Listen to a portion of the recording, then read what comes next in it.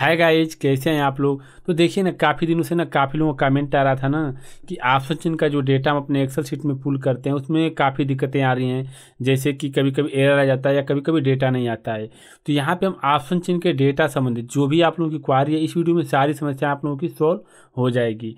तो जैसे सबसे पहले अगर हम बात करें एनएससी के ऑप्शन चिन्ह से, तो आप लोग देखते हैं कि एनएससी के ऑप्शन चिन्ह में अगर आप लोग डेटा लेते हैं तो यहाँ पे काफ़ी कभी कभी डेटा नहीं आता है, कभी कभी कोई एरर आता है। तो यहाँ पे हम आप लोगों को बता देना चाहते हैं, एनएससी जो है वो आप लोगों को ये अलाउ नहीं करता है कि आप लोग जो उसका डेटा है ऑप्शन चिन्ह का, उसे अपने एक्सेल शीट में ले करके उसे एनालिसिस कीजिए।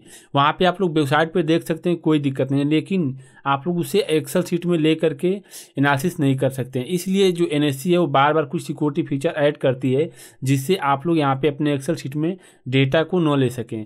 लेकिन कोई ना कोई जुगाड़ करके आप लोग अपने एक्सेल शीट में डेटा लेते हैं और फिर बाद में जब एनएससी अपने कोई और सिक्योरिटी फीचर इंप्रूव करता है, फिर वहाँ पे आप लोगों को दिक्कत आना शुरू हो जाता है। देखिए, आप लोगों को अगर आप लोग कभी कोई जुगाड़ करके अपने एक्सेल शीट में डेटा लेते हैं ऑप्शन चेन का, तो टेम्प्रेरी तो आना शुरू हो जाएगा, लेकिन वो कुछ दिनों के बाद जैसे ही वो सिक्योरिटी फीचर अपडेट होगा फिर आपका डेटा आना बंद हो जाएगा। फिर इसके बाद जो सेकेंड ऑप्शन हम लोग का आता है वो है मनी कंट्रोल। तो मनी कंट्रोल में भी वही समस्या है, उसमें डेटा आता है, कभी कभी ऐसा होता है कि डेटा आना बंद हो जाता है। कभी इंडेक्स का आएगा तो स्टॉक का नहीं आएगा, और कभी स्टॉक का आता है तो इंडेक्स का नहीं आता है। और इसके बाद लोगों की क्वारी हुई कि एनएससी से ले नहीं सकते हैं, मनी कंट्रोल से प्रॉब्लम आ रही है, तो हम लोग डेटा ले कहाँ से। तो देखिए, हम आप लोगों को बता देना चाहते हैं, आप लोग चाहें तो ब्रोकर के टर्मिनल से ले सकते हैं। जैसे इस समय हम ट्रेड स्मार्ट ऑनलाइन एक ब्रोकर है, उसका एक डॉट स्टॉक सॉफ्टवेयर, उससे हम अपने एक्सेल शीट में ऑप्शन चिन्ह का डेटा लेते हैं। अगर आप लोगों का ट्रेड स्मार्ट ऑनलाइन में अगर आप लोगों का डीमेट अकाउंट होगा तो वहाँ पे आप लोग चाहें तो जो उसका डॉट स्टॉक सॉफ्टवेयर उसे अपने लैपटॉप में या कंप्यूटर में उसे इंस्टॉल करके और उससे आप लोग अपने एक्सेल शीट में अगर डेटा लेंगे तो वहाँ पे आप लोगों को कोई दिक्कत नहीं आएगी। देखिए, वहाँ पे आप लोगों को ना मल्टीपल बेनिफिट है। जैसे अगर आप लोग एनएससी से अगर ऑप्शन चिन्ह का डेटा देखते हैं या अपने एक्सेल शीट में लेते हैं तो वहाँ पे जो डेटा है वो डिले होता है। जैसे पहले टिक का डेटा अगर आप लोगों को ब्रोकर के टर्मिनल पे आ जाएगा तो एनएससी पे भी नहीं आया रहेगा, और इसके बाद जब सेकेंड टिक का डेटा जब ब्रोकर के टर्मिनल पे आ जाता है तब एनएससी में पहले टिक का डेटा आप लोगों को दिखाई देगा। यानी कि एनएससी या मनी कंट्रोल से अगर आप लोग डेटा लेते हैं तो वहाँ पे आप लोगों को एक टिक का डिले होगा। जैसे अगर आप लोग देखते हैं जो चेंज इन ओपन टेस्ट का जो डेटा है ना 2 से या 2.5 मिनट में एक बार आता है, और मनी कंट्रोल में भी सेम है। एनएससी से लीजिए या आप लोग मनी कंट्रोल से लीजिए, दोनों में सेम ही रहता है। तो यहाँ पे देखिए, यहाँ पे अगर आप लोग एनएससी या मनी कंट्रोल से लेते हैं तो उसमें और भी समस्याएं हम आप लोगों को बता देते हैं। जैसे आप लोग जैसे एक्सेल शीट में क्या करते हैं, आप लोग एक टाइम का इंटरवल देते हैं डेटा रिफ्रेश होने के लिए। जैसे 1 minute, 2 minute, 3 minute, 5 minute, 10 minute, जितना आप लोग देते हैं इंटरवल, उतने इंटरवल पर डेटा रिफ्रेश होता है। उसके बाद ही आप लोगों के एक्सेल शीट में आता है, और वो भी जो चेंज इन ओपन इंटरेस्ट का डेटा होता है एक टिक लेट होता है, यानी कि 2 से 2.5 मिनट का उसमें डिले होता है।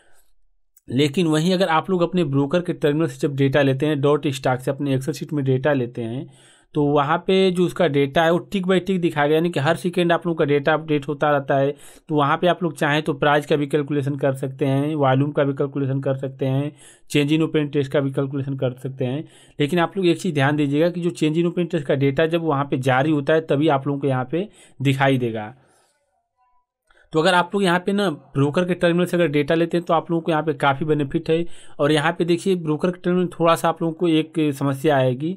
जैसे ब्रोकर के टर्मिनल से जब आप लोग डेटा लेते हैं तो वहाँ पे हम लोग को क्या करना पड़ता है, जिस जैसे कि कोई इंडेक्स है, निफ्टी है या बैंक निफ्टी है या कोई स्टॉक है, तो जिसका भी आप लोग अपने एक्सेल शीट में डेटा लिंक करेंगे ब्रोकर के टर्मिनल से, उस एक्सेल शीट में केवल उसी का ऑप्शन का डेटा आएगा, किसी अन्य इंस्ट्रूमेंट का डेटा नहीं आएगा।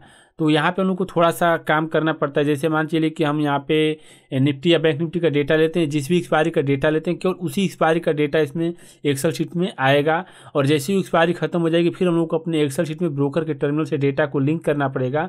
तो जिस भी एक्सपायरी का फिर लिंक करेंगे तब तक वो काम करेगा। तो यहाँ पे आप लोगों को एक बार वीक में काम करना पड़ेगा अगर वीकली एक्सपायरी का आप लोग डेटा लेते हैं ऑप्शन चेन का। तो यहाँ पे आप लोगों को हर वीक एक बार अपने एक्सेल शीट में ब्रोकर टर्मिनल से लिंक करना पड़ेगा।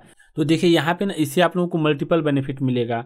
जैसे मान चलिए कि अगर आप लोग यहाँ पे ब्रोकर के टर्मिनल से डेटा लेते हैं तो लाइव मार्केट में आप लोगों को कोई भी एरर नहीं आएगा और काफ़ी स्मूथ आप लोगों का डेटा आता रहेगा, कोई दिक्कत नहीं आएगी। लेकिन वहीं अगर आप लोग एनएससी या मनी कंट्रोल से डेटा लेते हैं अपने एक्सेल शीट में, तो जब भी एरर आएगा आप लोग डिस्टर्ब होंगे, वहाँ पर आप लोग का हो सकता है कि ट्रेड मिस हो जाए।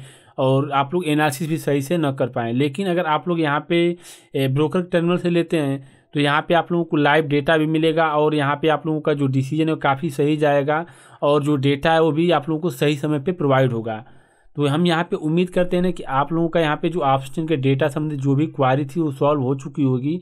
और इसके अलावा भी अगर कोई क्वारी रह जाती है आपके पास तो आप लोग हमें कमेंट में पूछ सकते हैं, हम अगले वीडियो में उसे कवर करने की कोशिश करेंगे। तो इस वीडियो में इतना ही, मिलते हैं नेक्स्ट वीडियो में। Thank you.